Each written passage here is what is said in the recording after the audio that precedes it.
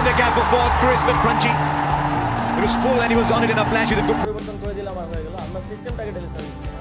Breaking news, নতুন ক্রীড়ামন্ত্রী আসিফ মাহমুদের এ কেমন চমক! সবাইকে অবাক করে দিলেন আসিফ মাহমুদ। দীর্ঘ 4 বছর পর আবারও জাতীয় দলে ফেরালেন সাব্বির রহমানকে। আর তাই নতুন ক্রীড়ামন্ত্রী আসিফ মাহমুদের এক কথায় আজ পাকিস্তান সফরে টি-20 খেলতে যাচ্ছেন সাব্বির রহমান। দর্শক, বিস্তারিত জানতে ভিডিওটি না টেনে সম্পূর্ণ দেখুন।